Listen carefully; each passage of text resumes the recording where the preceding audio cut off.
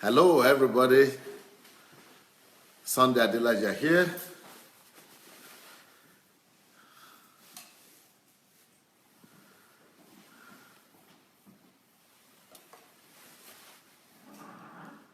Good evening, everyone. Nalon Adebayo, welcome. I wanted to say Obi Ojimadu. It's always the next one online. But this time, I'm sure he's not going to be the one there next. Okay, the next one is Shegu Fatumo, Bola Luro, Eric Osadolo, Shigomwa for Samson Chiji. Okay. Welcome, everyone. Welcome. T.Y. Moore, welcome.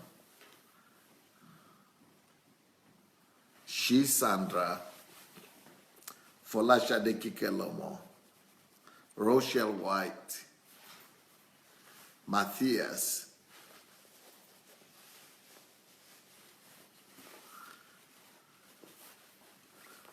you already say beautiful family. You already know. Anyway, you were already aware, right? Esther Kuganja, Bola Luro, Emmy Bobby. Welcome, everyone. Welcome. We are finishing this week. We are rounding up this week. This week that has been dedicated to family issues, men and women with a wonderful family testimony. And we had planned this session, this one, before we had even started the topic. I didn't even put it together, but God put this together, by the way. So nice to see all of you. Welcome.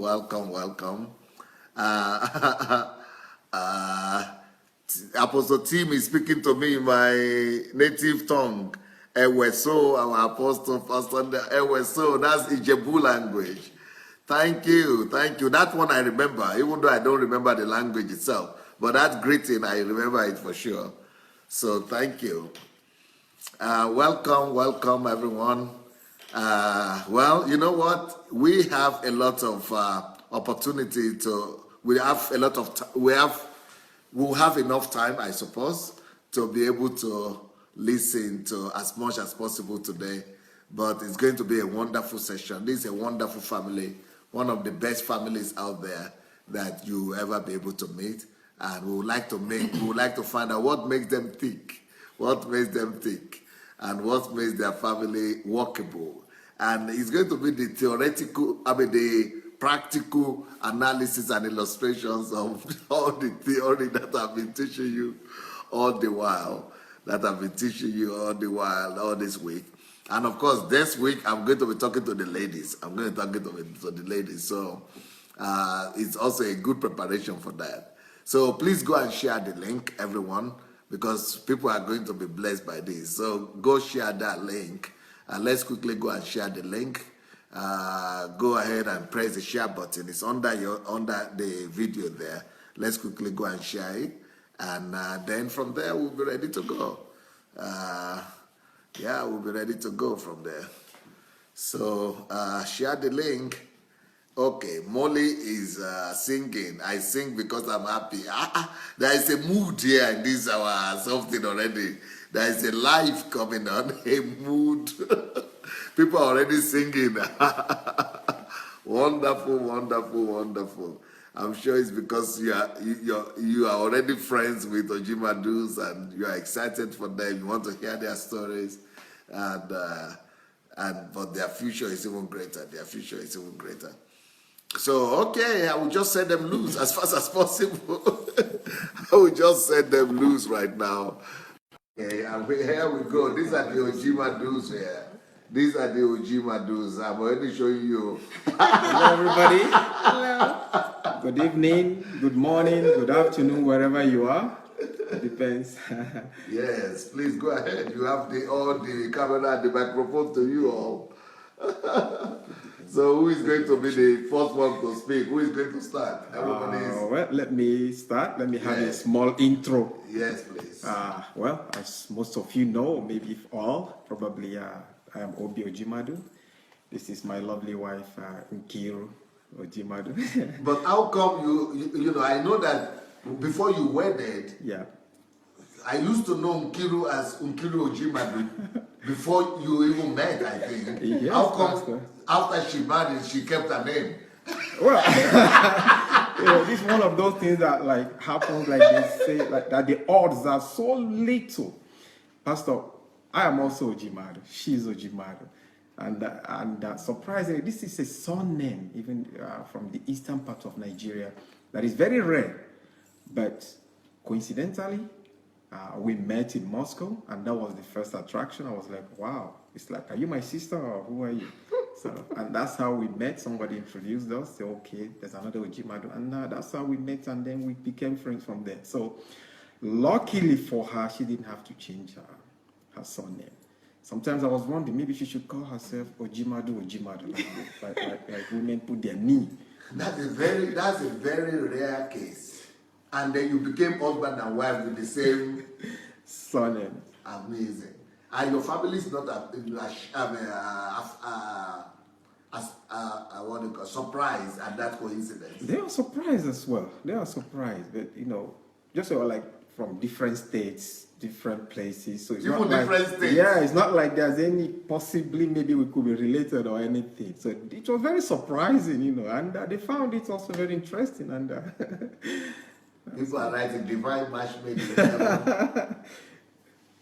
And then we have Tyra here, my lovely parents. Hello, Tyra. Vicky, Joshi, I know you're watching. Everybody is greeting you here. They say you are looking beautiful and sweet. And thank you. Everybody is greeting you. All right. Please, tell us your stories. I think let me start. Let me do the intro. Well, I, just like any other person, you know, a young boy, grew up in Nigeria, and sometime in 1988, I got a scholarship to study in the then Soviet Union. So that was how I found myself in Moscow, Russia. So that's like how many years now? That's 28 years. 28 years. So it's like more than half of my life I've been away from Nigeria, but it's all good.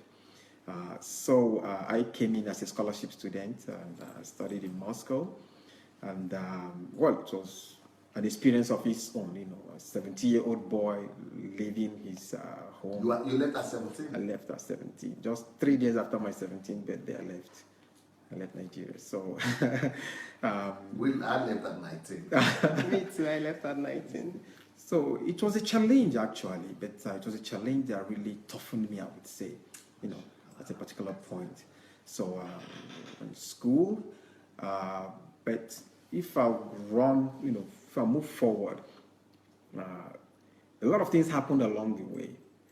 Most of you who know history, sometime in 1991, the Soviet Union collapsed, leaving especially the scholarship students, you know, at their own, you know, no stipends from home countries, you know, and practically nothing. And as Nigerians, of course, like we say, we had to survive. As Africans, we had to survive. Humans, we had to survive.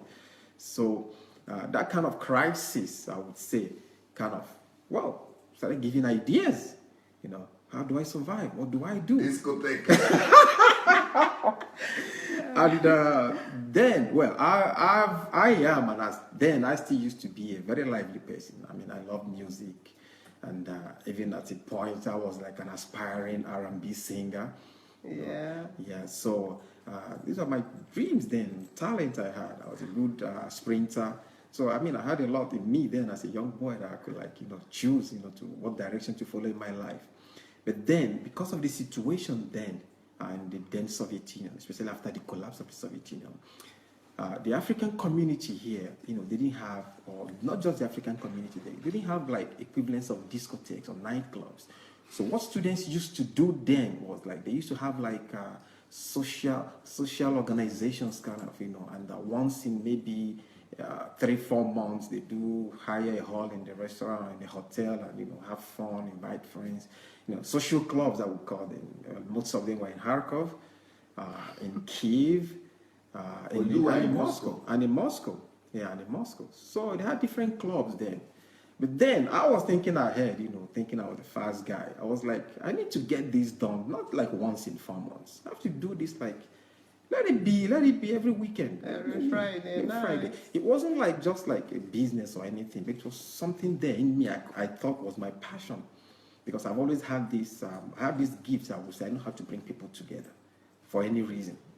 I can bring people together for any reason at all. So I was like, if I could do this, I like to DJ also. I like to DJ as well. I said, okay, what's holding me? With some friends of mine, we put heads together, and we then opened what we call a nightclub then, and it was historic, I would say. That was the very first nightclub where foreigners could go to. Then in Moscow, you had about 2 nightclubs, and they were like only Russians who attended. Foreigners there, not near there. You had all these new Russians there with their gold chains, calling themselves mafias. People were always scared of them. But then we opened this place, and people were like coming over, students, foreigners, people used to come from even different towns, and it became not just passion again, it became like a business on its own. And it moved on for many years. I wrote some time ago then, I used to rap and sing. I used to also DJ. So I was popular among the people, it was my passion. I thought that I was like facing. So, and everything moved on for... But in Russia at that time, was it not dangerous? Because I had the story of, there are 2 brothers, and I think one of them was running discotheque at Leningrad or something. Yes. It was one of the first ones there. Yes. Was it not killed? He was killed. Was much later? No, like 2 years, 3 years after we started. They were one of the first ones. Well, we started before Even they before started. them? We started. Well, we had the very first in the post-Soviet area.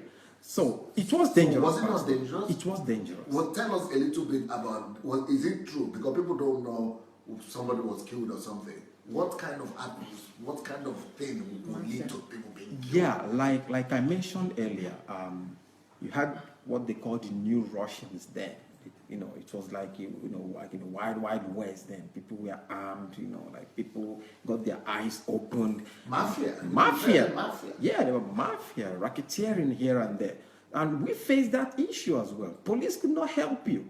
So every day we work, we used to pay mafia. Now, whether you like it or not, they will come in, they will come in. This time, you give them their money. They don't care you made any money, you didn't make any money. And it was there. And it could be dangerous sometimes that they might want to take over the business. Or if they ask you for more and you don't give, you could get yourself killed. So what could have led to the death of the other? There could be a lot of things. It could be anything. Maybe they wanted to take over the business and he refused. It happened to many foreigners. Were you not afraid? I was afraid, but then I thought I had it under control.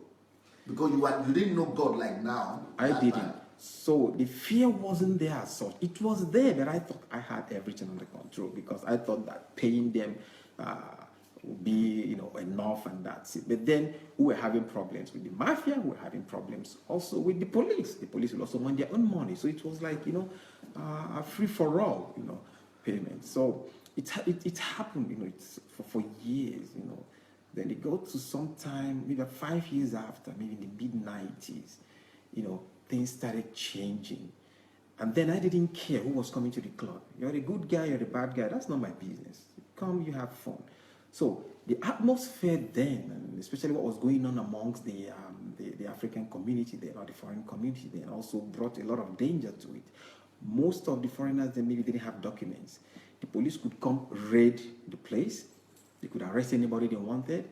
If you didn't pay, maybe they could put the person. Were you a student at this time? I was a student, yes. I was managing, I was trying. I thought that I was catching up everywhere, and until I had my own crisis, I would call it. Yeah, they said you were walking actually between the rock and the deep place. Exactly. Until I had my crisis. I had problem at the same time with the mafia, at the same time with the police. And the school. Maybe. And the school. Everything was all, wrapped up, in one big shell like that. So it put me into a crisis. I'm hearing this for the first time. Yes, Pastor.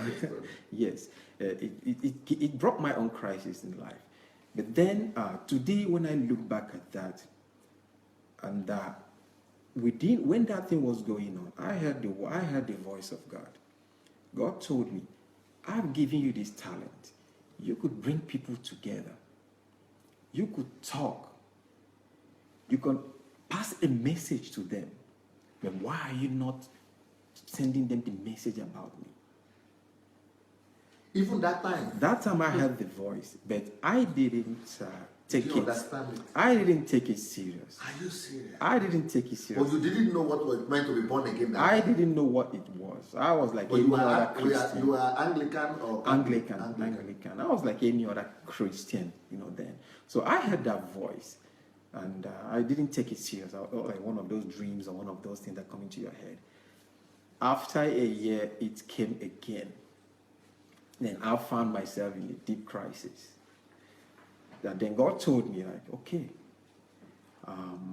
I called you, you did not listen. Now, I will send you on a journey. And when you come back, you will do what I asked you to do. So, I could compare myself with Jonah, the biblical Jonah. in the fish. In the fish's belly, yes. I didn't hear. God sent me on a mission which I refused to do, and I got swallowed by the fish. And then, when the fish brought me out, I was like, that was it. That was it. I had my crisis. I lost everything. Were you able to finish your school? Yes, I finished one part of it, but not like the masters like I would have wanted it to be to the end.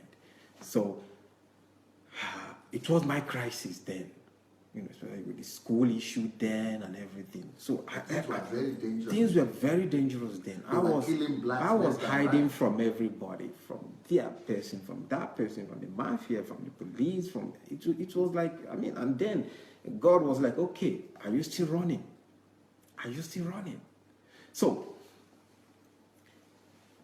I now told myself, okay, while I was in my crisis, I said, okay, there's only one solution. If God has called me, I have to prepare myself. I went and picked up my Bible. I studied the Bible, I would say, for about 4 years. 4 years with myself. And I can tell you, God gave me a very good brain. I studied the Bible. I was able to understand the Bible. I was able to remember what I was told years before. I was able to pick the oranges from the grapes. Then I was also in the position, I even studied the Bible with even some other people like the Jehovah's Witnesses, the Baptists. And I was able to understand what differentiates their own belief from mine about in the Bible and about God in general. Like the Jehovah's Witness will tell you Jesus Christ is not the Son of God, he's just Angel Michael. Full stop. So I got all those places, a lot of things. So like I said, I went through this journey of such. I went through this journey. I studied the Bible very well. I armed myself very, very well. I was like, okay, God, if that is it, then I got to get myself armed. I studied the Bible very well. So I laid a kind of, I would say, spiritual foundation for myself until when I got... We had not met that time. We had not met then. I was still in Moscow. So, luckily, I got a job with the Embassy of Tanzania. That's why it's always good to have a mentor in your life. The ambassador then of Tanzania in Russia then, he served 8 years in Nigeria. All his 3 children were born in Nigeria.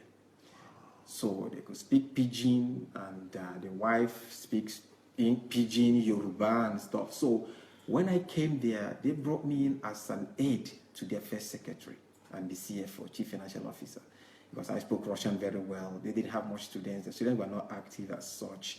I was like kind of smart and stuff. So I was helping the CFO. He didn't know how to drive, so I was driving him. I was helping him translate. We could go to the Ministry of External Affairs together. I helped him translate, and things like that. So it was when I got a kind of balance in my life. And the then ambassador, he loved me so much. The wife loved me so much. he would call me, sit me down, just pouring his wisdom into my head. Because unfortunately for him, I would say, his two children were not that as smart as he could, want. But as a father, he continued. He took me like his own son. He said, I don't know, you're Nigerian, you're not Nigerian, that he got a lot from Nigeria as well. So he wants to put something into my head. So this man, he mentored me. I took a lot of information from him. The CFO as well, I was helping. Same thing, Apart from the fact that they were paying my salary, they were paying me salaries. I did not buy any food stuff. As I'll be driving the man home, he said, let's go to this supermarket. Get to the supermarket, he tell me, okay, you take one trolley, I take one. Oh, that was when my wife gave birth. It was like, you take this for your baby, you take this, you take this, you take this. I'll be like, shy and stuff. No, don't take one bottle of milk. Come on. You say, baby, take 3, take 4, and things like that. So it was like father freedom. Yes, father freedom. So they helped me kind of get back to my, they give me kind of a pillar, back. And it helped me. I got back myself. I had mentors then who helped me get balanced in life. So, and along this line, that was when we also met again. And I was already looking ahead of time. I told myself, time to settle down.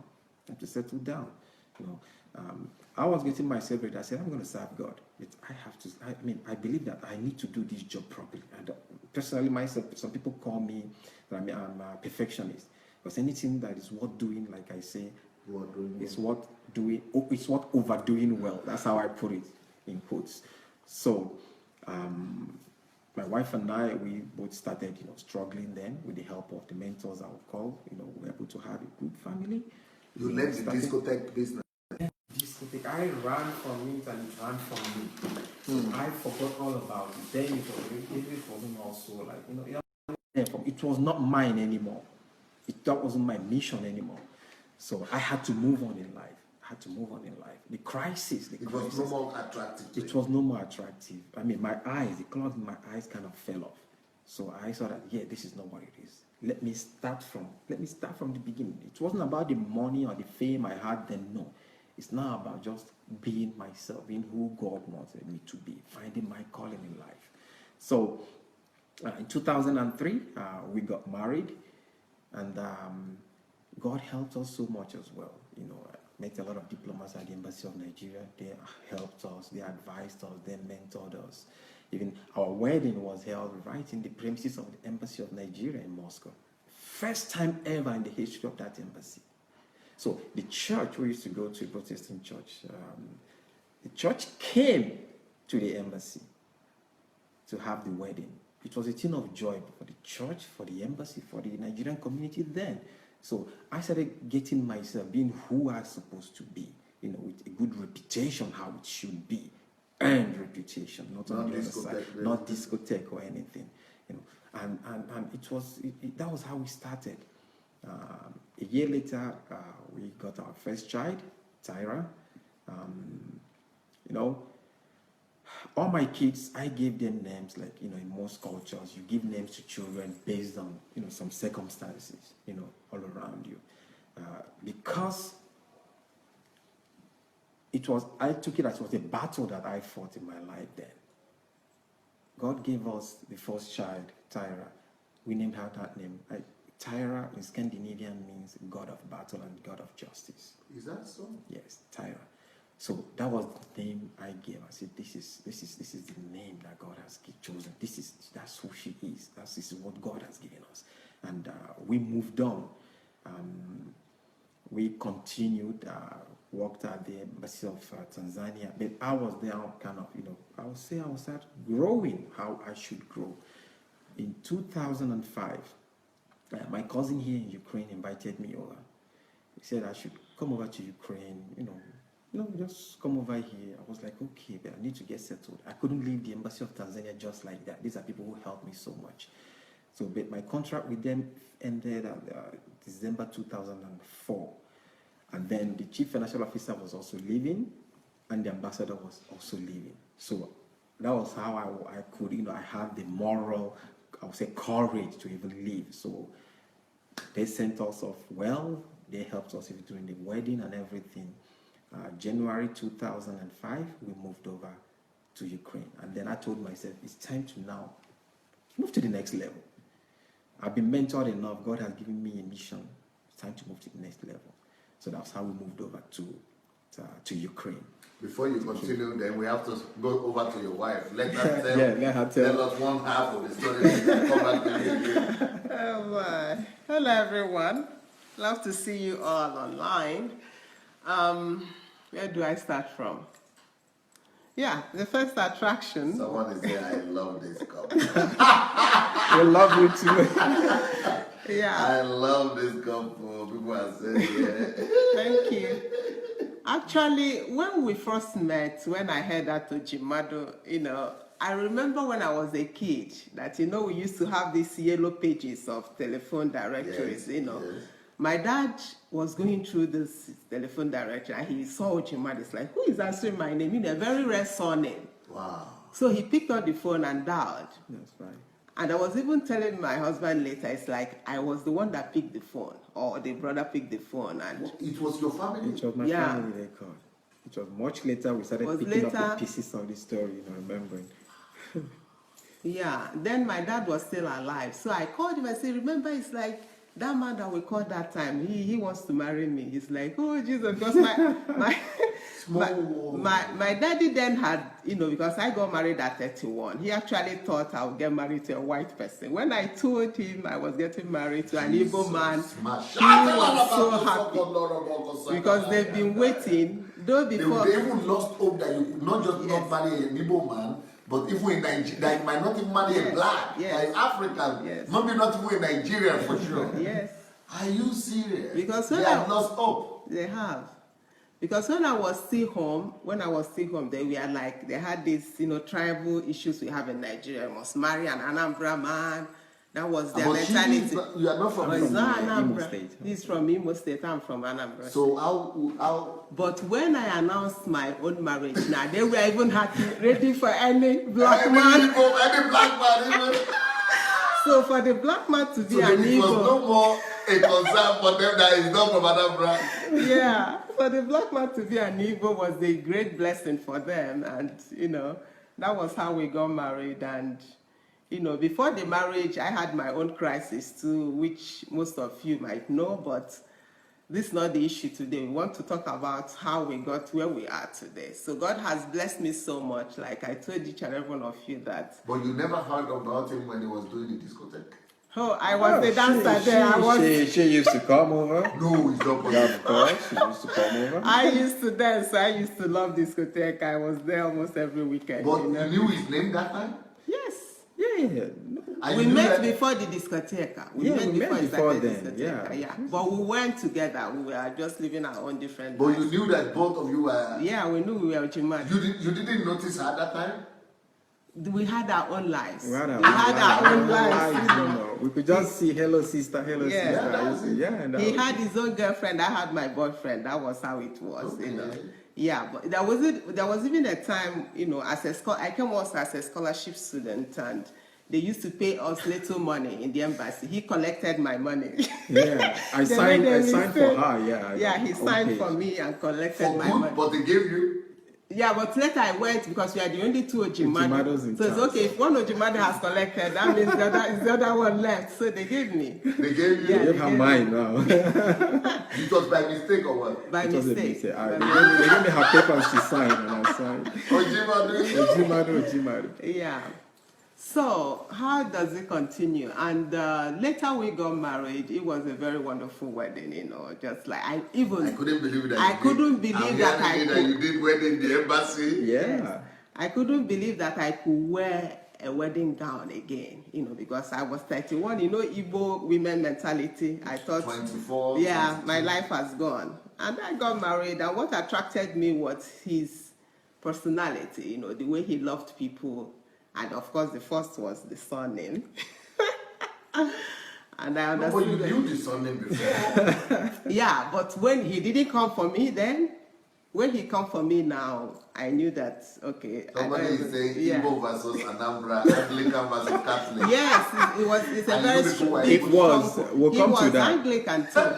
We'll come to that. Yes, we'll come to He that. was that. Even, my daddy once told me also, you must marry a Catholic man, then. But now, Anglican, not Anglican, even what women do then is when their daughters are wedding, they will leave the house and say, we said no, we don't agree, but they did all the preparation, for them not to be published in church, to be punished in church, because they usually punish parents.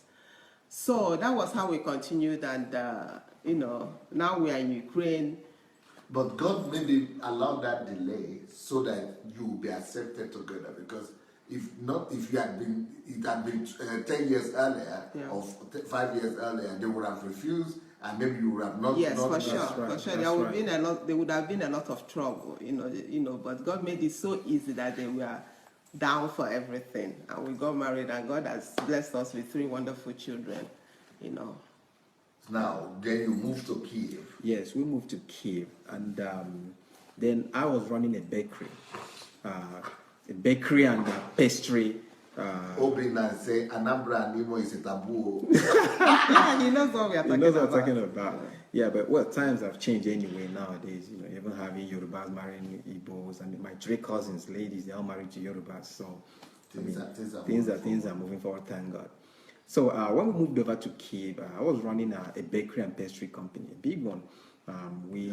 Big one. Yes, beautiful one. Pastor Sunday was our number one client. My favorite. I was their client, but I never paid for it. He never paid, of course, but he never ate any other cake. I never ate any other cake. It was only their cake I was eating. And let me tell you a secret. It's like whenever we come visiting him, I bring cake, and maybe we sit, over dinner.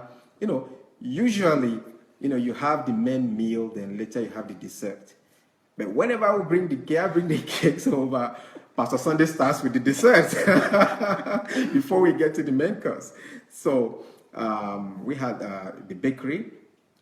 We make beautiful big cakes, corporate cakes. It was like one of the leading bakeries and pastry companies then in the whole of Ukraine.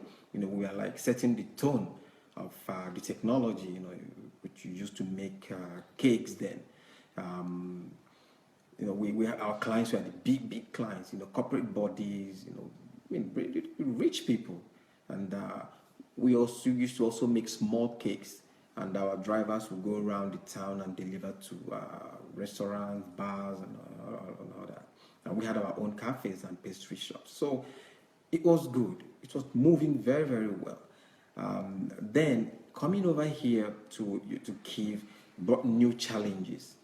At the same time, a new place, and now coming to the church aspect of it, my wife was the chief bridesmaid at Pastor Sunday's wedding. So then I didn't know Pastor Sunday. So I'll repeat, then my wife was the chief bridesmaid at Pastor Sunday's wedding. And in fact, she came together with Pastor Sunday's wife, Pastor Bose. They came together from Nigeria. They were roommates. They were best friends. Then when we now moved over to Kiev, so they kind of got closer. So they connected. Reconnected, exactly. So then I didn't meet Pastor Sunday and Pastor Bose then. Because I was like, again, religion and stuff. I said, no, from the Bible that I have studied, I don't have to rush into anything. But I never, exactly, I didn't want to mix up anything. But I never stopped my wife from going to church. I said, you go, no problem. I could drop you, I'll leave. But I'm not ready. I said, I'm just not, I don't know. Then I was trying to study, say, who is Pastor Sunday? Because Nigerians were famous for all. Nigerians were famous, for what reasons? For the wrong reasons, Nigerian pastors. So I said, I'm not going to be part of this. People were writing, even sometimes I could, Google. You could hear negative comments, positive comments. I said, okay. It's always been trailing. Well, always trailing, always controversial, Always controversial. So, in fact, there were some Nigerians, even here, who were Russians. Not now. Now it's Nigerians now are the ones who are defending me. They believe in me now. But those days, Nigerians themselves were so skeptical that they themselves would say, Niger boy, we have, we know, there is one Niger here. That one Niger guy started a business. If you see the way the Russians are taking their money to you, he is taking their 10%. That Niger guy, how is using religion? Niger, if Niger, what can Nigerians not do? So many people couldn't believe that this was genuine. People were just thinking this is one Nigerian that found his own way and that is true religion. So I'm sure you are hearing all kinds of comments like that. I was. So I was hearing a lot of things. So, but I wasn't in a hurry to judge. I'm the kind of person that you cannot just wow anyhow. No. I get to the bottom of it. I have to get convinced, before I make a step. Study it very thoroughly before I move forward. My wife knows that. My wife could go, "Ooh, yeah," she runs forward. I have to pull her emotional, very emotional, like most ladies. I have to pull her practically by the hair and say, no, you get back here. Yeah, critical thinking. You have to critical thinking. So I studied further. I said, okay. The first time I met Pastor Sunday, I don't know if you remember, there was an issue in one of the daughter churches, and the members were invited. My wife was supposed to come over, but then she was nursing our baby girl there, our baby daughter. So it was about very late in the night, around 11. So I was like, no, I'm not going to let my wife leave. This late. Moreover, I said, let me go there and see. Well, what is this all about? So I came over to Kiev then. So that was when Pastor Sunday was like, okay, this is Nkiru's husband? I said, yes. I came over, I shook him, I hugged him. Then I sat down, I listened to him, as the interaction was going on. And I got wisdom coming out from him. I was like, wow. It sounds good. It sounds like music to my ears. And the questions, the issues that were going on, and the questions that I asked, I've never seen anybody who could have given such answers, that goes deep, to the source of the question. So I was impressed. I wasn't still like all that convinced. So but then during one of the anniversaries of the church, I came to visit. I said, okay, let me come over anniversary. I said, okay, honey, let's go. So we came, I saw the stage, the tens of thousands of people, and I was listening. I was like, okay, Pastor, tell me what I've never heard before. He preached, other pastors preached and stuff. What got me, because I pay attention to some other things that people might not pay attention to. I paid attention to the common man sitting there. Who is he? Where was he coming from? And where is he now? I heard testimony of people. I saw hundreds of former drug addicts, former drunks, people whose lives were shattered, former prostitutes, people who would come over, give their testimony, and you see that this one is like a leader now. This one is like an MP in the local, in the city or in the state. This one is not a pastor, this one is a businessman. I was like, hey, is this possible? I saw these people. I was touched. For the first time, I saw a church. Not a church where the pastor will do and people will fly, to the other end of town and things like that. People who were not sick. Not magic. People who were not sick, all of a sudden will be healed of something. But then I saw people that I had seen somewhere before in my town. I've seen them change. I remember two guys that came when we moved over in Kiev. They helped us to, moving furniture into our house. They were like former, because they were part of the church. They were drug addicts, in fact. At a point, I had to tell them, say, please, let me do more of the movement. I helped them because they were like moving here and there, like falling over. But I saw them a few months later. They were changed, man. Successful businessman already. I was like, wow. After the anniversary, I met the two guys, spoke with them. The wisdom that came from their head was like, wow.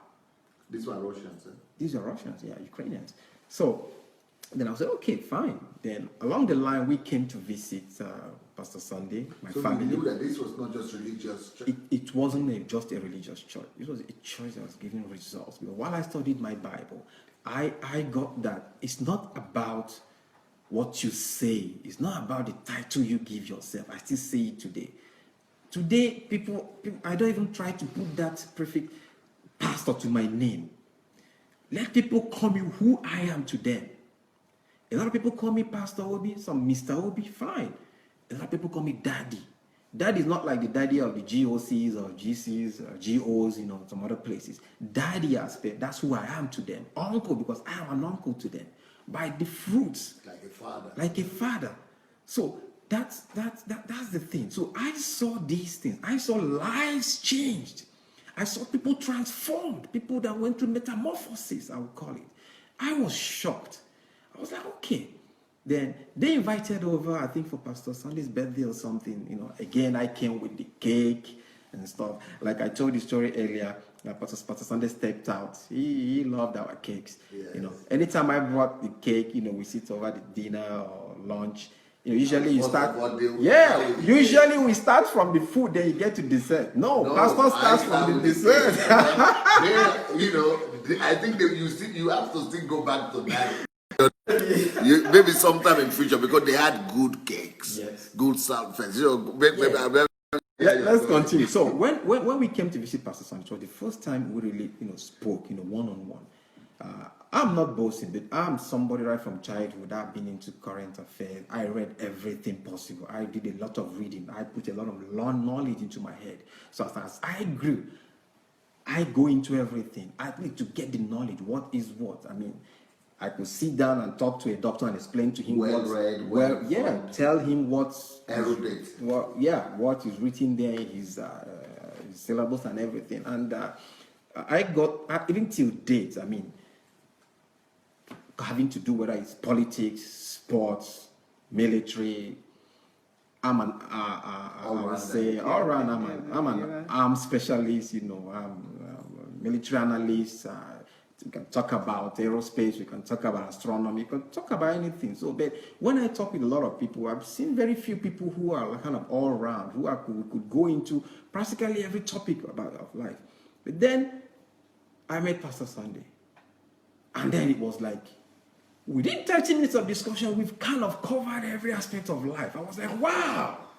Not just religion. Not just religion. Even we spoke little about religion. That's one thing about Pastor Sunday. When you meet him for the first time, he doesn't put religion into your head. The topics will come up themselves. They will come up themselves. So personal, I avoided discussing religion with him, from the beginning. We started with every other thing we could talk about, from football, World Cup. Nigeria just won the World Cup then on the 17th. These one down. There were a lot of things we spoke about. Nigerian politics. He was an all-round. The knowledge I got there, and I got somebody to teach me some things, even in things that I know. I was like, wow, that's it. And then when I put all these things together, when I saw people who were coming with testimonies, people who come to fall on his legs, thanking him for their lives, families restored, people back to their lives, I was like, it's not about him anymore. It's about the fruits. It's about the results. It's about, how do I put it again? Life transformation. It's not about calling him pastor. It's about looking at the results, looking at his fruits. That was why in one of these evening meetings, I said, we are the fruits of Sunday Adela, the FOSA. I gave that acronym, FOSA. I was looking at the fruits. That was why I made that comment that day. So when I met him finally, and then started going to church, seeing people, I wasn't not only about what was being preached, but again, the people. Looking at people being changed. And I saw a church who are very interested in people growing. People growing. Pastor is never worried about any of his younger pastors being more popular than he is. He will even say, please go. He will come around and look. You've been a pastor in this church for how many years? Do you have a church? No.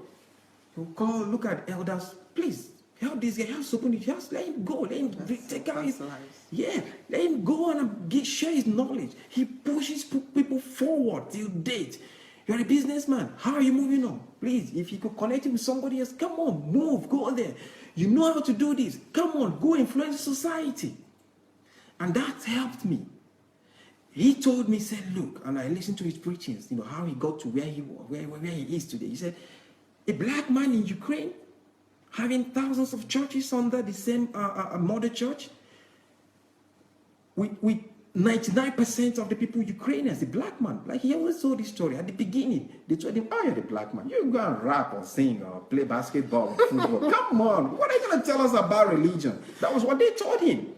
But he told me, Obi, listen, never let your color, your height, your sex, or whatever where you're coming from, be a hindrance to you. You are now new in Ukraine. Never let whatever anybody tells you. Never. That should never stop you. I got that. I got that. I knew that no way I had to grow wings. I didn't see any borders again. I'm talking about myself. I'm not talking about somebody else. I went back, analyzed all this, and I said, that is it. I had a bakery. I was like, then the production factory was in the town of Boryspil, just on the outskirts of Kyiv, where you have international airport. So I said, okay, this is Boryspil. This is my town. I should own this town today. That was it. I could get up, go to the police station. I'll knock and say, I want to see the chief of police. They'll go like, what do you want? But I'll go comfy. I said, no, I need to see him. What do you want to see him about? I'll say it's personal. They'll cover the man, tell him, the black man is there, say he wants to see you. And he's kind of saying he has to see you. Okay. I would come in, see his eyes were like, wow, speaking confident Russian. I'll come in, greet him. I'll tell him, say, oh, wow, look, I'm such a person. I'm new in the town. I just came to see, it's like in my tradition, it's like when you come to new town, you go to see the chiefs, you go to see the people, introduce yourself to them. So that's what I've come to do. I have a business here, and I hope that anytime maybe I could pick up the phone, call you for advice or anything. They will go like, okay, give me the phone number, please. Give me the business card, please call anytime. And that was it. I met a lot of people that way. Then apart from that, I started going into the life of the society. My callings, I started using my calling. Personally, I'm a social pastor. Apart from the fact that I speak from the pulpit, but I'm more into working with people, helping people, raising people, working with the youths. I started being part of the life of the town of Boryspil. One night, I called, I found out where they had the mothers, the orphanage. I made cakes. About 11 p.m., I went and delivered them to the kitchen. They said, who are you? I gave them all the paper. I said, this is hygienic. Everything is fine. Just a gift for the children. And I run away. I never want to show up on things like that. And I did this every weekend. Every weekend. Then one day I came again. I didn't know that the director of the orphanage had laid ambush on me, because they told her that anytime I come, I drop the things and I practically run away. I don't want anybody to thank me or anything. I mean, for kids, for orphans. So she stopped me as I was running. I was like, stop. You are Mr. Obi? I said, yes. Okay, come on. Wow. How are you? You've been doing this all along. Who are you? What's that? I mean, I explained. I said, come on. Sometimes I told her, I feel like an orphan sometimes. I left my parents. I came into a new world, a new culture, a new climate, everything. So I said, like I'm an orphan. So I understand what these children are facing. They've been facing worse things because I'm a bit grown now. I mean, my parents raised me. I said, if there's any kind of joy I could give them, let it be these small cakes. And that was it. Anytime we had any cultural event in the town, I would come up. My company would come and sponsor World AIDS Day, fight against racism, against use of narcotics, everything. I would come up, I would sponsor, I would go down. The town knew who I was. One day I was invited by the mayor of the town. I was surprised. I was like, introduce myself, say, I've seen you, I've done this and that. I said, oh, okay. I said, oh. I said, I might be black or anything, but I said, you look good. I'm in this town. My kids are growing here. We are part of this town. I'm not going to be at the corner there doing anything. No, I have to be part of this town. And he was shocked. So he was like, okay, if you need anything, any question, any help, please, that is it. Ask me why I say that. It's like I'm too involved. I'm mostly involved with children, the youth, family events. And he called the commissioner of the town in charge of families, youth, sports, culture, and stuff. I called him the lady. The lady saw me. The lady was like, I know. We used to meet at events and here and there. We sat down. discussed, I told them, yeah, I will always help, and I don't need anything. But this is my service. My service, not just to the town. This is my calling. It's my calling, my service to humanity. And that was it. So I moved around the orphanages. Let me go back to the orphanages again, because it's something that's so emotional for me. They had about 30 kids there. I agreed with the director that any day any kid will have his birthday. Do you know Ojimadu? That's my sister. That's my younger sister. She's watching from Nigeria. Yes. Hello, Eugene. Hello, we love you. Yeah. So any day any kid had his birthday, we arranged it. That morning, I will bring the cake myself, and not just a cake with the kid's name on it. Happy birthday, Anton. Happy birthday, Sasha. Or what? We'll wake him up with that cake. Giving them a kind of sense of belonging, acceptance, what they lacked. And this helped a lot of children. Maddox is saying, Maddox. That's my younger brother. Hello, Maddox. Hello, Maddox. So this helped so much. We could put smiles on the faces of these children. Anytime these kids see me anywhere, they will mob me until I fall. That's like that. That was how we got involved with the town. Every activity of the town, sporting events and things like that, I moved into the town. And let me tell you, because of this, myself, my family as a family, my company, we got numerous awards from the city council, signed by the mayor himself, thanking us for one thing or the other for taking part in activities. Significant. And it's not like they call and they do have, special days they want to kind of recognize people. They will invite my family. They will announce us. We'll come up to the stage. The mayor himself will give us the award, tell the people, say, look, this person came from thousands of kilometers away.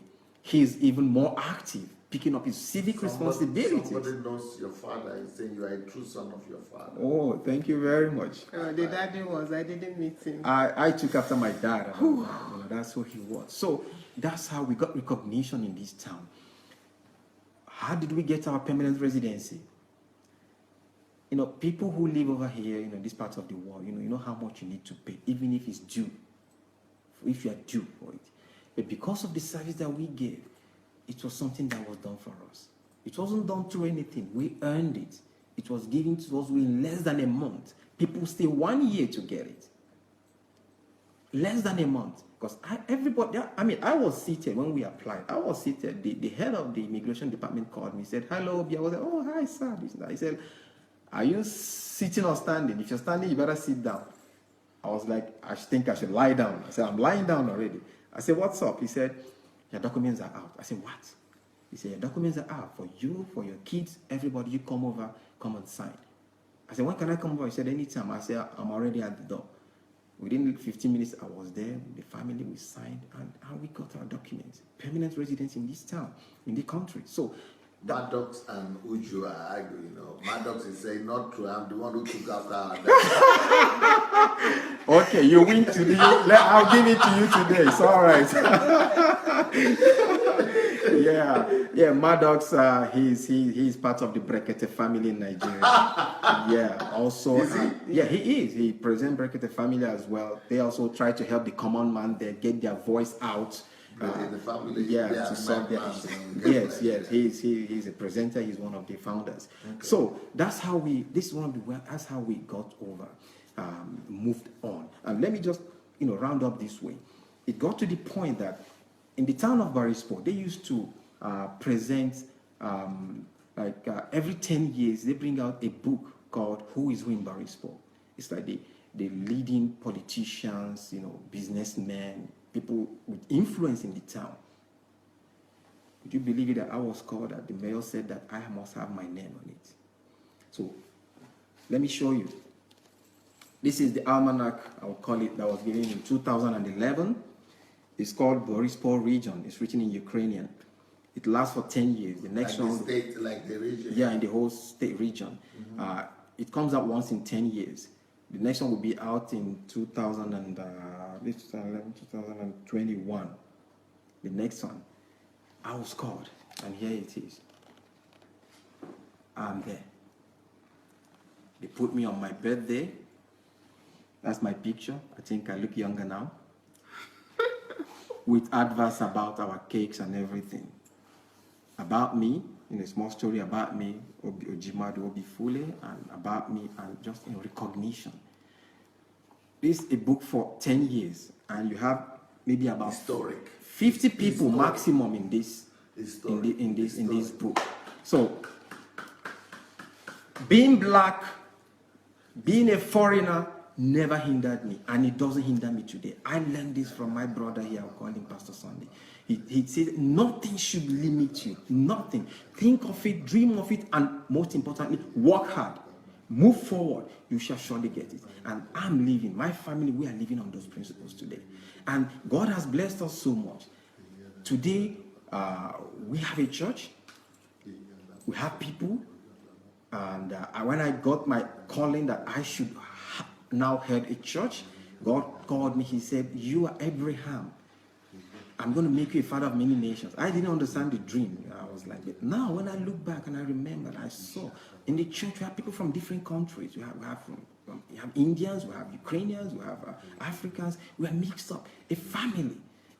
So it's when, like I wrote. Even though you are still running your business. I'm still running my business. I have my family. I still have to do the ministry. And I'm catching up. So, like I put it not long ago, I used to rap and sing. Now I preach and teach.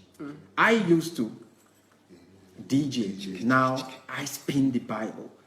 It is a miracle. It's not that I was a hooligan or anything, but then the God-given talent, I focused on something else in the wrong ways. Then I used to gather people into the club to sing. Now I'm gathering people to God. It is a testimony. This is my testimony. And in honor of that, our first child, Tyra, I told you, the name in Scandinavian means God of battle and justice because of the battle we fought. The second child, a girl, Victoria, God gave us victory in the battle. Even Tyra is saying, I didn't know that you rap for my father. Now you know, baby. Yeah, you used to rap for her when she was small. I used to rap for her to relax and chill, So our second daughter we call Victoria because God gave us victory over all the problems that we had. And the last boy, the boy, we call him Joshua. Joshua is the leader of his people. God hasn't just given us victory.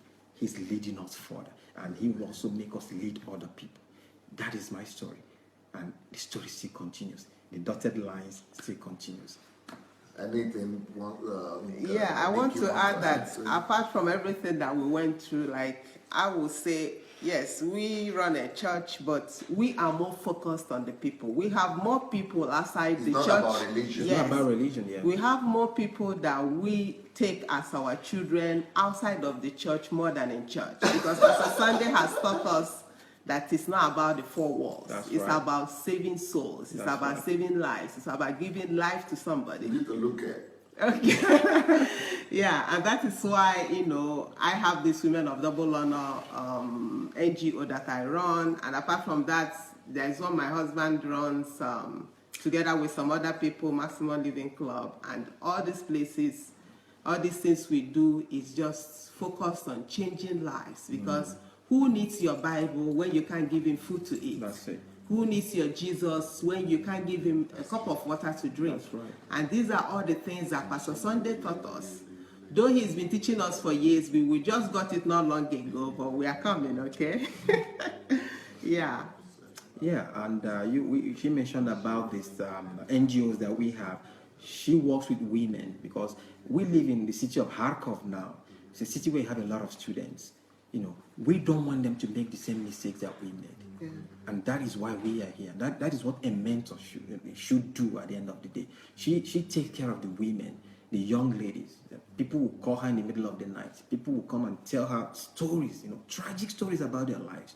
She will comfort them, console them, and counsel them, what I call the 3 C's, And on my own side, with some great guys, it's good when, like Pastor used to say, surround yourself with like-minded people who are moving forward. When I got to Kharkov, with my platform that I have already, I met young and vibrant guys there, students there then, who were also facing the same direction. So I was like, it's not about me anymore. We have to spread our tentacles. So we moved up the organization that was started then called the Maximum Living Club, about how do you live your life to the maximum if you're gonna die tomorrow. Amen. That was the meaning. It's about coaching people, making people, find themselves, their goals. We try not to make it so religious. We have Africans, we have Arabs, we have a lot of people, and Muslims, Christians. No, every month we have summits where we try to teach people. We have workshops. We invite people over to kind of coach and do a lot of things. So I will say a big shout out to Orofe and all my girls there, all of you, Sam, all of you. I love you all and thank you for the good work that we are doing. And in this club, we now increased it. We now have we registered it. It's a registered NGO called the Maximum Living Incorporated, which has 2 branches. One is the Maximum Living Club, which is a life coaching group. And the second one is the Maximum Living Care. It's a charity group. Last year, those of you read the news, you heard what happened in Ukraine. A lot of people were displaced. They moved from the Donbass region, the Donetsk and Lugansk, over to this place. Many people were displaced. We had a fundraiser. We got our people, even the ambassador of Nigeria then, Ambassador Fetipe, was our special guest of honor in that first fundraiser. We raised money. We visited camps. We took up people, some of these displaced people wanted to move over to another town or to pay house rent and stuff. We helped them. We bought food. If you're my friend, check out my page. You will see the groups, Maximum Living Care, Maximum Living Club. You see what we do. We moved, we changed life. We help people. We give them food. We do entertaining the kids because the trauma that children face in times of war is terrible. We work, we try to change life, and that's what the motto is: giving destiny's gifts. Destiny's gifts. But I also do a lot of work for families now. Yes. Your Pastor Nikki and Pastor Nkiru has a club for the ladies as well. Yes. But you have come up with, everybody knows this is Russia. Everybody knows, most people here, they know Pastor Nkiru's book, Fund by Mercy, but you also have, I have to let you show the books because here I show properly. Okay. I try to show. Yes. This month, October, is the 13th anniversary of our wedding. So it's like we're still in the celebration mood. And because of what we see around, a lot of families come to us for counseling. And young men too? Young men too. People who are still looking ahead, who are about to marry. From the teachings we've gotten from Pastor Sunday, from the HMTs, from the retreats, I strengthened myself further. She did as well. We have, I would boldly say it, a very happy home.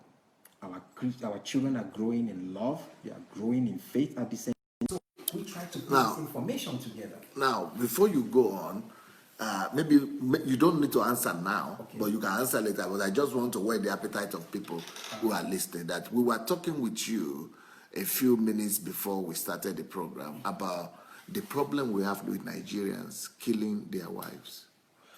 Yes, and that is, Nigerians have not been able to manage the successes of their wives,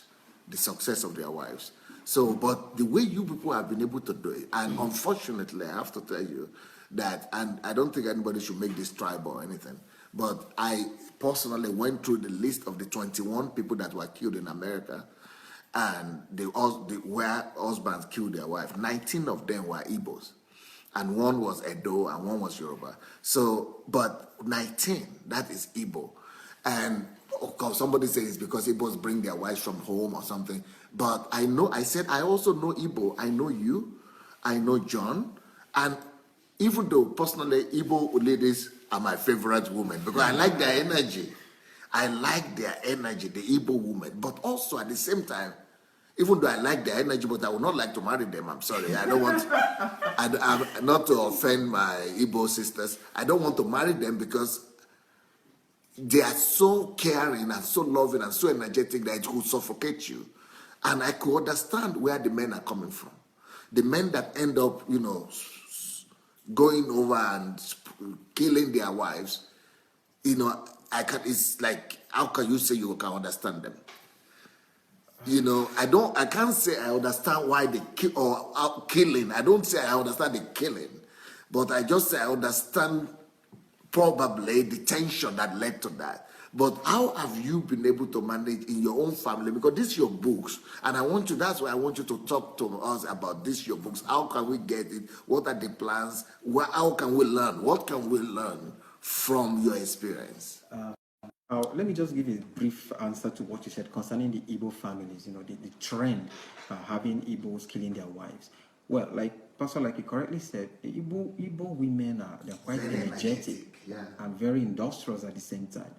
And it has been the inability of the husbands, or will I say the couple, to handle. Mostly the husband. Yes, the husband to handle this energy coming out from the women.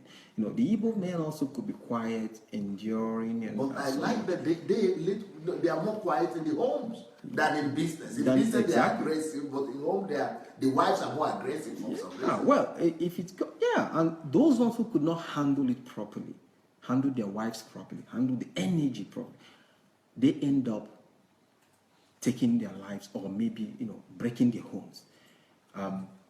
I rather believe that my own principle is people in martial arts know this, the principle of jiu-jitsu, where you use the energy of your opponent to dislodge him, and that's what you do.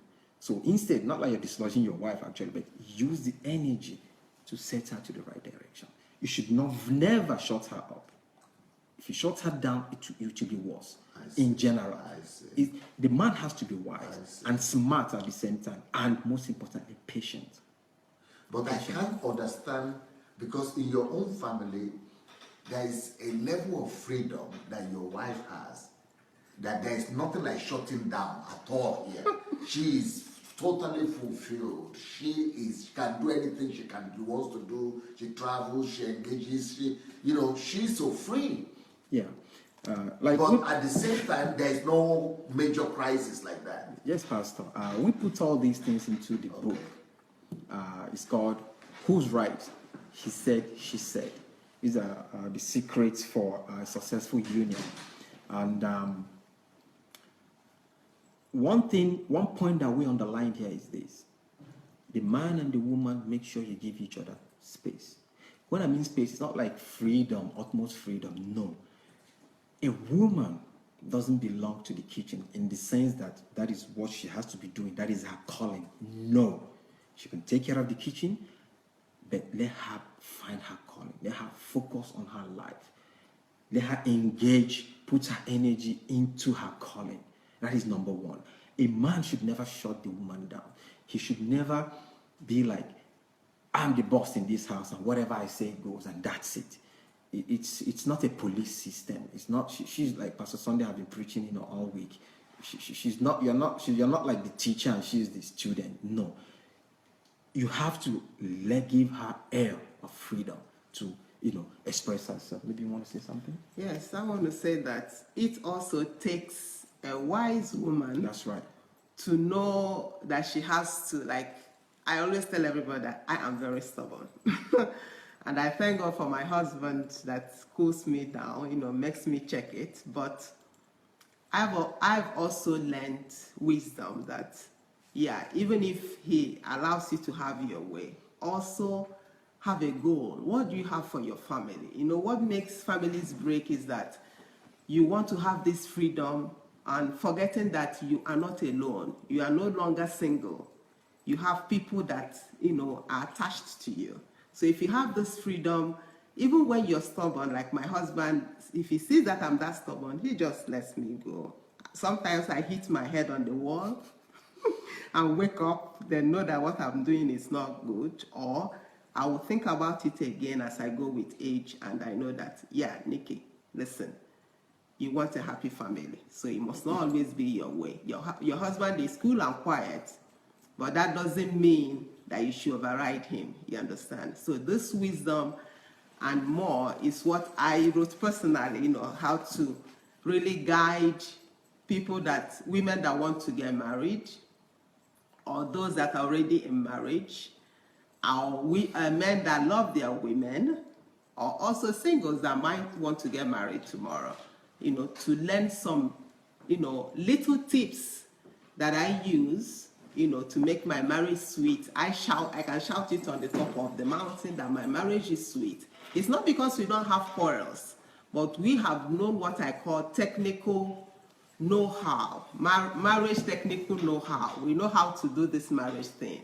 And we know that we are in and the key is thrown away. So if you want to make it sweet, because some call it prison, but for me it's not prison because I'm giving all the freedom in the world that I need. But I know that, knowing that I have somebody that loves me so by my side, I have to always also make him happy, increase his ego and a lot of things. Sometimes put my head down, make him as if he's the one that's bringing up all the ideas, though you know that you do it together. So it takes a wise woman, and I want to even use this opportunity to thank Mrs. Stella George. She also taught me a lot. Dr. Bosa Delaja, she taught me a lot, because the times I used to interrupt my husband when he's talking, but so will look at me, she will pinch me, what are you doing? But, watching them and most people that, all the things that I learned from Women in the Street that Pastor taught us, I understood how you should make your own, You can make your own. As Pastor always said, even if he's married to a devil, devilushka, a devilish woman, the woman will still be happy. He knows the know-how. And this is what I took for myself, that I can make any man happy, and we all can. If you really get some understanding and just cut off your ego, because I am very wild, but I'm knowing that I want to make my. So you are a typical Igbo girl. Yes, I am.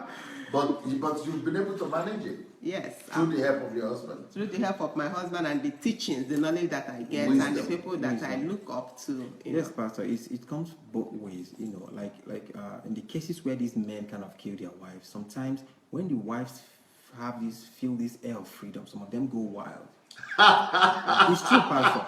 If they don't have that knowledge, the wisdom to know when to apply the brakes, they get wild and they get lost. And if the husband is not the wise one or the patient one, that's it. That's when you have such cases. The husband killing the wife.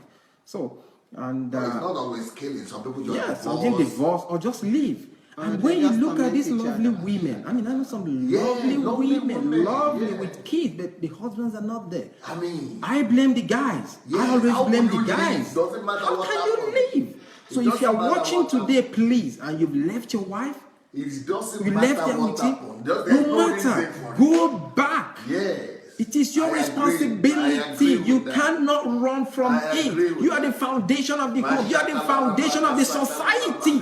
When you're not there, your kid, your daughter is going to start following sugar daddies, because she will be looking also for a mentor, for a father figure. The man is the foundation of the house. If you're out there, you're having issues with your wife, please go down. Think about it. What are you not doing right? Some people say, why do I always attack the guys? I say, you can study your wife. You're the head of the family. You know how to do it. Take your responsibilities. As the women also learn what to do in the whole system. The man, you can handle it. It is possible. You cannot run. You cannot be an ostrich. You can't hide your head in the sand. You can't run away from a responsibility. How can you leave your wife with a kid or 2 or 3 or 4? I've seen cases like that. No matter what happens, it is wrong. You should rather find a way to get it sorted.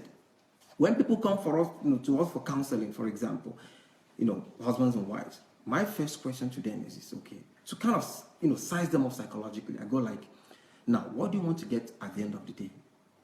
How do you see your family in a month? In a year's time? You tell me. What do you want to get from this discussion with me now, with us?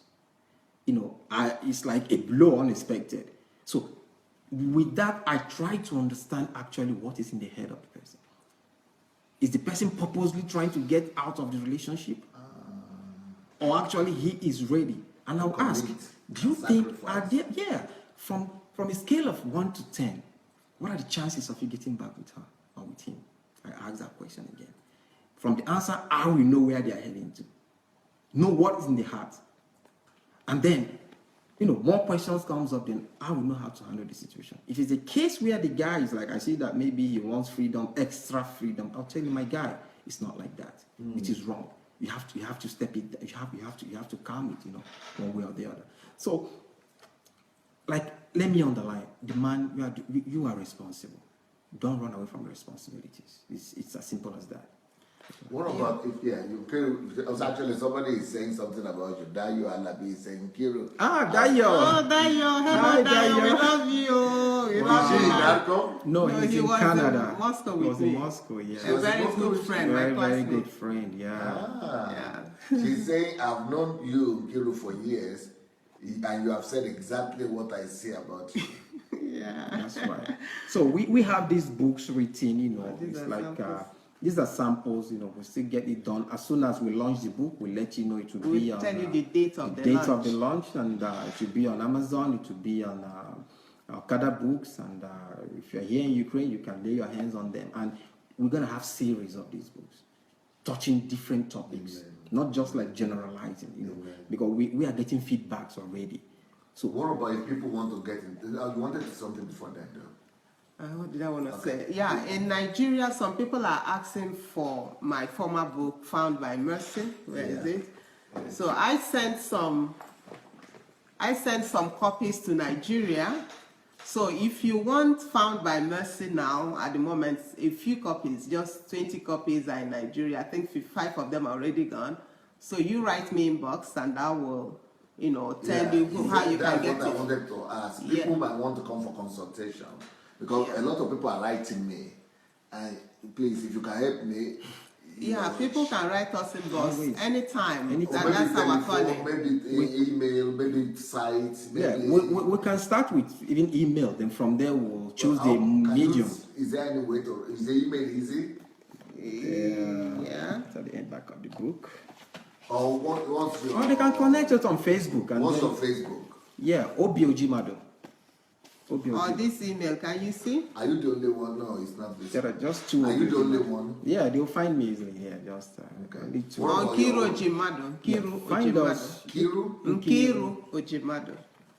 Yeah. Okay, and they could inbox you there. Yeah, Yes. then from there we could choose the best mode of medium of Communication. communication. Yeah, and we have programs coming up live every Yeah. Saturday Okay. to Tell us about talk that. about relationship. It's titled Relationship 101. So send in your questions because next Saturday we had the intro last Saturday. Next Saturday Is we it will live like this one? We're Yes, Live, live, yeah.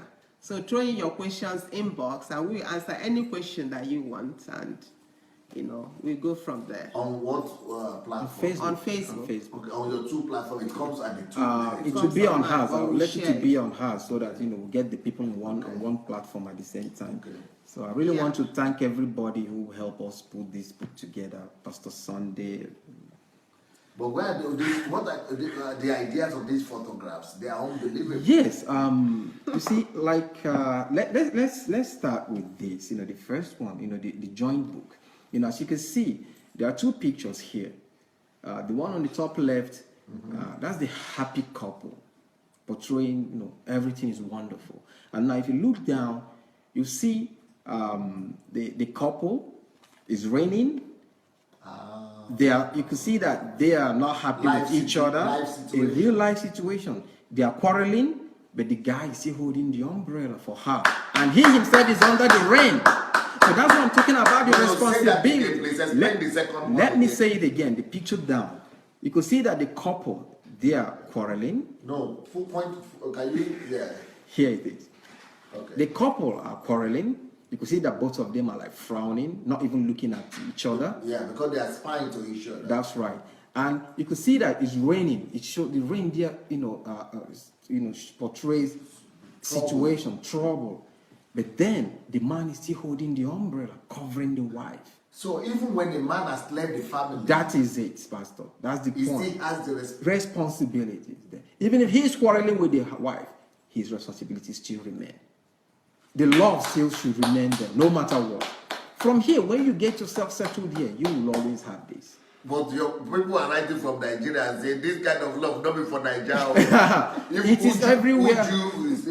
Uju and Ojimadu and Opala, they are saying that. They're just joking. You people are joking because We know. No, because it's not familiar with the Nigerian thing. So setup. how do we, Okay. yeah. I will tell everybody, sometimes. But, this is what an average person in Africa would tell you. Okay, that's right. Like That's you right. are behaving like an Oyibo man. It's not. I always tell people, say, look, you can't say this particular culture is the best. I'm from Africa. I'm still African to the core. Nothing has really And changed. your wife is African. My wife too. is so thank God African you too. didn't mind to a white person. You Yeah. could have said that's the reason. So we came over here, we're in another culture. So we try to pick the best of both worlds. There are things we see here going on that in the culture that we don't like. You are teaching Europeans too. We are teaching these Europeans people to too. live. Exactly. So, and there are things we've picked from them, for example. So it doesn't matter. The problem back home there in Africa is that people wonder what others will say. Public opinion. For me, public opinion is the opinion of those that we did not ask. Don't worry about public opinion. What my friends say. Well, all my kids, I would say, I'm saying this for the first time maybe here. Our 3 kids, their first words, the first words of our kids, usually every kid, their first words are always mama. But I have 3 kids, their first word was papa. This is true. I'm not bragging. I'm not joking about it. Papa, because I was there in the family. I carried them. I did the night shift every night. I had to let her sleep. I would wake up 2 a.m., 4 a.m., 6 a.m. to make sure the baby is fed. If I need to warm the baby food, and that's it. If I need to clean her up, maybe the baby has maybe pooed or anything or wait, I do that. I let her sleep. If we're going outside, I can use the baby, I can carry the baby myself. A friend of mine saw me, I was like, a man who carries a baby. I was like, it's not my baby. She carried the baby for 9 months. So can't I carry the baby for 2 hours? It's my kid. Please forget about that tradition. A gay man should not carry. Where is that from? We have to throw away the rotten eggs, in the whole set. We have to do it. And if I get back to Nigeria, I won't be ashamed to do it. I will caution anybody nobody should even tell me why am I doing this. Do I look like, they will say a woman rapper? Do I look like a woman rapper to you? No way. My responsibility. And that is why my kids are growing. My daughters are close to me. Please, fathers, be close to your kids. Fathers, be close to your daughters. They are growing. They need a mentor. They need a father figure in their life. Forget about what people will tell you. Oh, why are you carrying your kid? Why are you talking to your daughter? Why are you hanging out with your daughter? No, the love has to be there. You are your kid's first love, especially if she's a girl. Forget about public opinion. Do what is right. The society is teaching us a lot of things that are wrong, and they're becoming the norms. But someone is trying to say here, Nikki Okoro, but the problem is that the Igbo culture kind of supports the husband to go make the money, but the wife is the only one staying at home, not the man. This is 2016. A lot of women work now. Men work as well. So what should happen? The kids will stay at home alone? Or what? Can I say something about this? Okay, even if the woman stays at home, does it mean she doesn't work? A woman that stays at home even works than a man that goes to work. That's so right. It takes a man of understanding when he comes from his office work or his business to help the wife. That she's staying at home doesn't mean she's jobless. Cleaning the baby, taking care of the baby from morning till night is a great job. I'm talking about maybe making money. Maybe. Yeah, but these days, thank God for internet. Any woman that calls herself a housewife that has a purpose can still work from home. But even if she doesn't, staying at home, it's full-time work. 24/7. Unpaid, yeah. So it takes a man of understanding to come back and still help that wife and know that you are bringing these children up together. And that's what my husband did and is still doing till today, So the point is that, yes, the wife could be at home. Maybe she's on maternity leave from the first child to the second child, third child. She doesn't want to work. Okay, no problem. It's all right, but it doesn't remove the responsibility. It doesn't mean that I should not be close to my kids.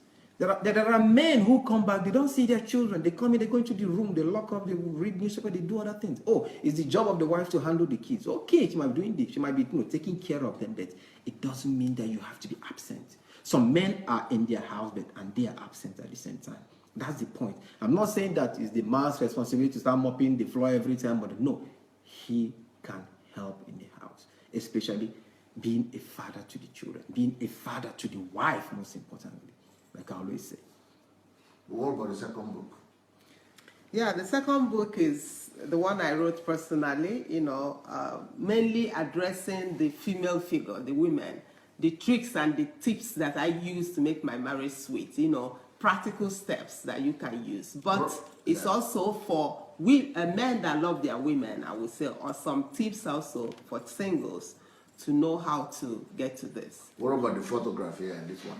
Yeah, the photograph here shows how happy we are, because of the wisdom that we have. Does it symbol a protective husband? Right. Yes, it does. That is a Standing husband that is behind. covering. Yes. That is it as well. Like a fortress, like a fort. A fortress, Yeah. a foundation, a fort, and look at the face of the wife. She's Happy. happy, Fulfilled. fulfilled, because the woman looks for protection. When the father figure is never there, the girls go outside to look for a father figure. It is very, very simple. It happens. So, men, please remember this. Let me go again. A woman is always looking for a father figure. As a girl looking for a father figure. If the father is not there, she's going to get a sugar daddy. Even if she grows up, a well-trained lady being protected by the father, when she gets married, she's also looking for a father figure in the husband. The sense father figure here means that same protection, that same endless love, that unconditional love. She wants to feel protected, know that she's going to have children in the future, and the future children are protected, knowing that, her future is there. Women, sometimes we are short-sighted. Sometimes women, it's there. When you meet a girl, you say hi, you start maybe going to a relationship.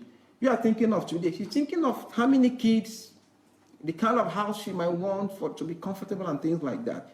And this takes us back to the difference between men and women. That is the basics. Men, you have to understand who is a woman. People say it's very difficult to understand. They are difficult to understand. Well, they are. But these books will help. These books will help you. You will understand what is not understandable in the women in the same process. So as we go live on this program, so we tell you the date, Is it every Saturday? Every Saturday. Every Saturday we have the live program, and apart from that, on this platform, when we fix the date for the launch, we'll also tell you so that you support us with it, so that, we all come up together. Yeah. Yeah. And like I started saying, please, I also want to say a big thank you to Pastor Sunday for the training, for the knowledge, Yeah. for Pastor everything Bosse. here. Pastor Bosse, the lovely Pastor, Dr. Princess Bosse Adelaja, for all what she's been doing for us. And we also thank her for being part of the launch, the fundraiser that we had this year. The next, the NGO that we have, Maximum Living Care, this year we are trying to help children in Democratic Republic of Congo. The civil war is still on partially, a lot of orphans there. From this year, we've picked up 50 children that the NGO would sponsor, take back to school, provide education for them. Next year, we'll continue so that we'll make sure these children get the education that they need. Pastor Bosse, she was the kid, and she came over, she gave the keynote address, and we did the launching, and we started the project. Thank you, Pastor Sunday, also for everything, for always being there, And I want to thank Dr. Success, for also helping us get this book together. Doctor and Pastor Mrs. Uche, Lion and Uche. We also thank you for your inputs. All of you, our families, our children, everybody. A lot of the family members are watching. They encourage us always. They're always there for us. They're so loving. They're always supportive. And if not for them, would I have been here? As good as we are. Love you, Yuja, and your family. Kiss everyone for me. But since Nkiru started, all these projects, since you two started this project together, a kind of fulfillment, a kind of transformation at that point taking place in the life of Nkiru. How do you explain? Yes. When somebody truly finds his or her passion, you start shining, You set a lot of goals. Like I said earlier, I lost 10 kg because I understood who I was. That wasn't my main goal, but I know that if I want to really fulfill what I'm called to do, I have to be healthy. I have to be fit to do what I'm supposed to do. So that led me into making a plan to lose some weight, 10 kg, and I still want to lose 5 to the end of the month. But that's not the main thing. It's just to make me easier. We African men, we are not so. Me, I'm struggling with my wife. I'm always challenging that make you stop losing this weight. And I beg you now. I don't know of your own husband though. But sometimes we struggle. We don't want you to be too. No, we won't be. No, I'm not gonna be too skinny. No. I also know she knows I have to stop. Yeah. They can control the loser. They lose it. I don't go there too much. Just a little bit more. I'll be watching it. Yeah. So when I started this, really writing these books and the feedbacks that I get from this, the one that we published meanwhile, Found by Mercy. Oh my God. Just one note makes my day. The way it changes people's lives. What people write me that is because of this book they have found themselves, because of you wrote about me. When you get such comments, it's okay, Jesus, you can come now, I can go to heaven, You can imagine that's what writing a book does for you. And because I have this product on the hand and Pastor Sunday started these live programs, I already have something to present. And because of this, a lot of people even know who I am because of this book. Because he encouraged me to write it. You understand? So as you're out there, write books, sing songs. Thank God for YouTube. Thank God for Facebook. We have no excuse not to touch a life. That's right. Even when I started Women of Double Honor, as most people know, I started with my neighbors. I just knocked at their doors and said, let's go and have some tea, And they say, yeah, Nikki, let's go. And that's how we started in my house. From there now, we found a restaurant. Every month we find a restaurant where we don't pay. We just sit, drink tea, talk, and impact lives. And lives have been changed. And my goal is not to gather crowd. My goal is to change a soul at a time. Even if at every meeting we just change somebody's life a little bit. That is worth doing, you understand? So don't say you don't have money, you don't have this, you don't have that.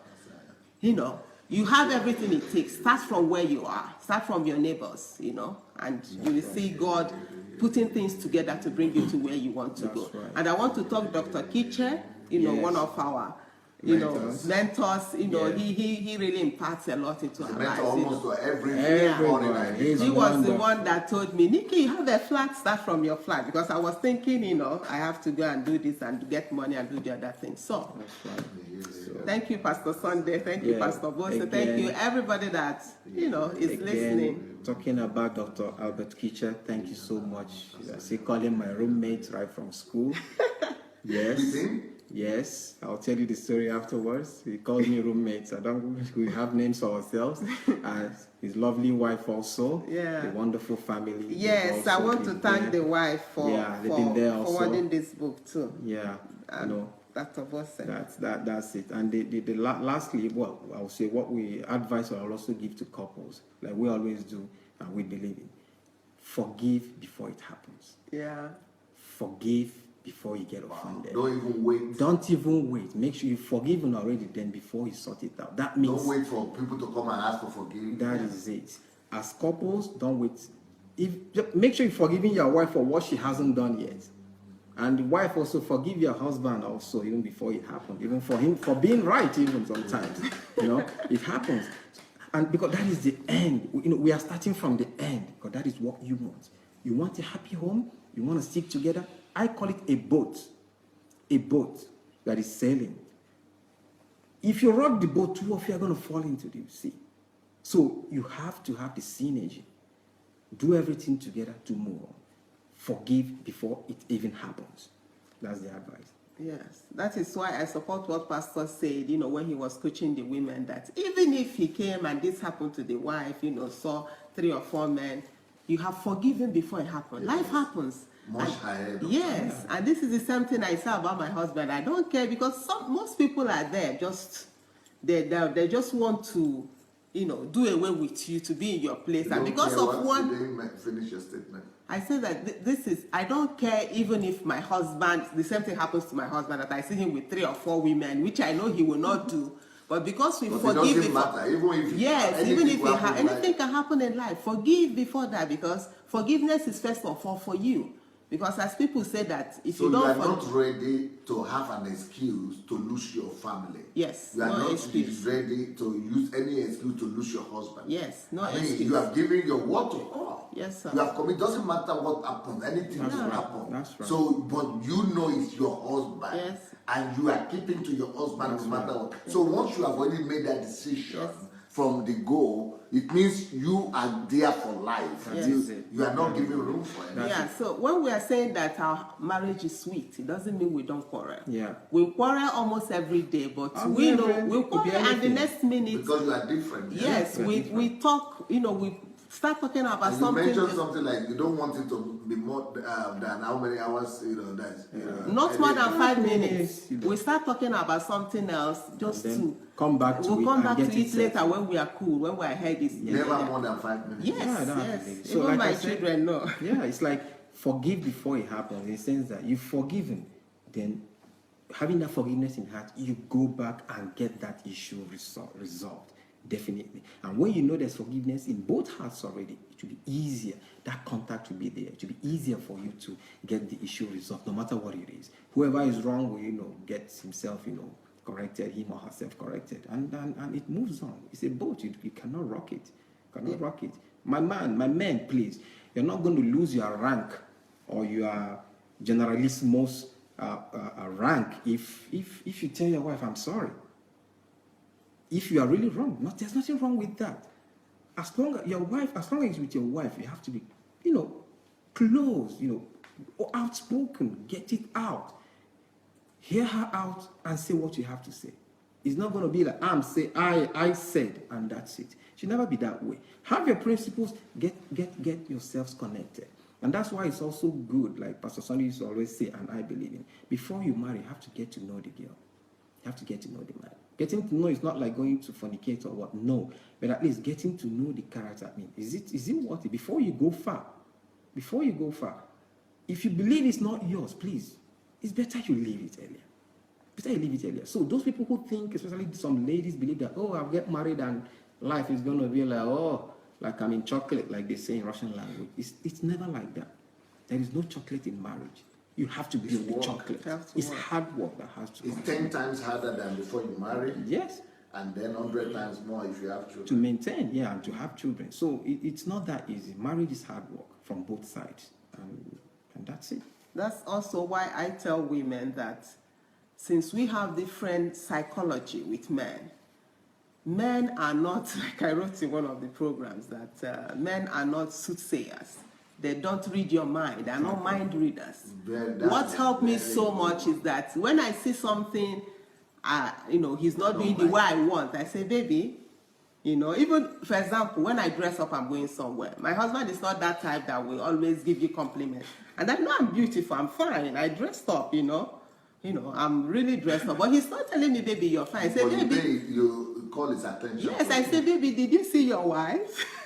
Then I'll take the correction immediately. Take the correction immediately. I say, okay, turn around, baby. And you give me compliments, and I'll still feel the same fine. But before, I used to get angry. He didn't see me. He didn't do that. But when I got wiser, inside yourself. Yes, that's right. I speak out. Everything that I don't like, I say it. And thank God, he has understanding. He said, I'm sorry. He taught me to say I'm sorry. I don't used to say even that I'm sorry. I used to be, oh my God. But thank God for they changed life. Yeah, yes. we thank God. We thank God for what we have. And but that's why it's good that you are writing books on these things. And this, then you will be able to follow up information about the books on your Facebook page, right? Yes, sir. Yes. So that we'll know when they are coming out, how people could get them. Yes, sir. Well, people are a lot of compliments, and usually I will be reading the compliments, but I especially didn't stop you to read the comments. I didn't stop you because I know I want you to go to get out the information as much as possible. So we are now on 1 hour 40 minutes. Wow. So we'll read the comments later. Thank you so very much, everybody that is there. Thank you so much, everyone. And thank you so much, Pastor Obi and Pastor Nkiru. Yeah, I'm so satisfied, so fulfilled with this program. That's why I need people who can speak English more. Yeah, because, I'm resting today. I'm not just resting, but you are telling, I'm not the one saying the principles again. You people are sons. You are now carrying the message forward. You are now teaching the same principle without even me having to say anything. Beautiful, beautiful. And that's my dream. We must fill the world with the right seeds. That's right. Right songs with people with the right principles. And that's why you must continue doing your videos. Both individual and collective and books, everything. You must keep on doing those things. And we need to fill the world with this truth. What they are saying that in Africa it will not. It's not, we must prove to them that it works everywhere. Because these things are not Ukrainian principles. These are kingdom principles that even Ukrainians themselves are learning from us. So because we have submitted ourselves to God. And Nigerians, these principles will work for them too. Nobody will defile the truth. The truth is going to set all of us free. So thank you, guys. And tomorrow we are starting a series for the girls. I want to talk to the ladies. Oh, yes. The men are anticipating the fired up, saying, why me? Why us? Why us? What are the ladies? So tomorrow we're going to get our pound of flesh. Just kidding.